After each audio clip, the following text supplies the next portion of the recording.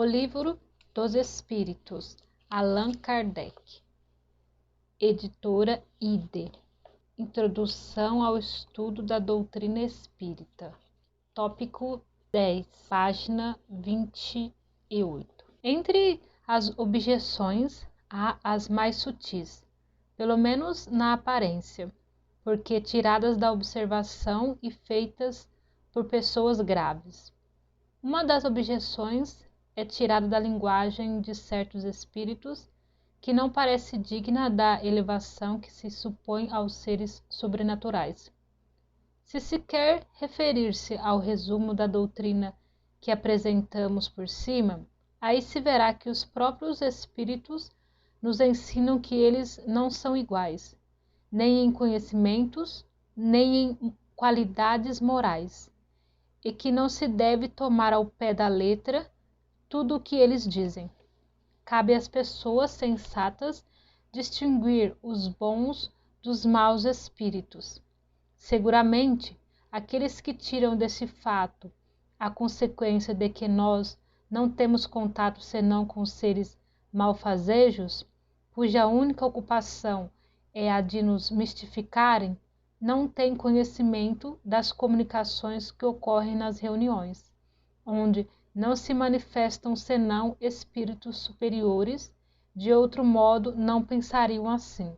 É deplorável que o acaso os tenha servido tão mal, por não lhes mostrar senão o lado mau do mundo espírita, porque queremos supor que uma tendência simpática atrai para eles os maus espíritos antes que os bons, os espíritos mentirosos ou aqueles cuja linguagem é revoltante de grosseira.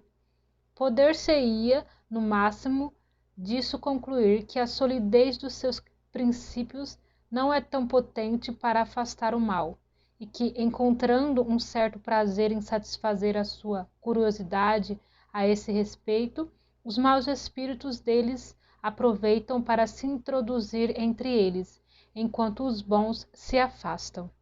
Julgar a questão dos espíritos sobre esses fatos seria tão pouco lógico como julgar o caráter de um povo pelo que se diz e se faz, numa assembleia de alguns estouvados ou de gente de má fama, a qual não frequentam nem os sábios nem as pessoas sensatas.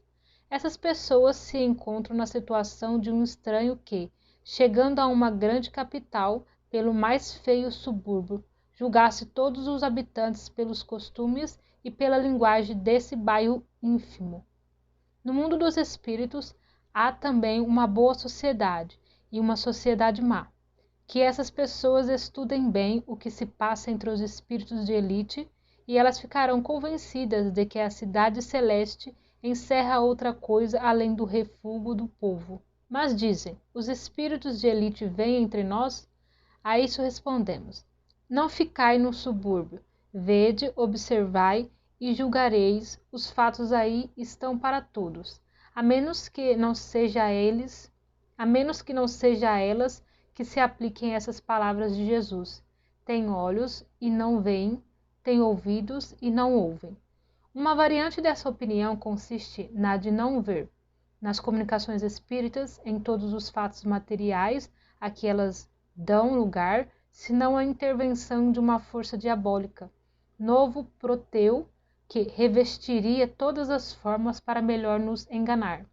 Não a cremos suscetível de um exame sério, por isso nela não nos deteremos.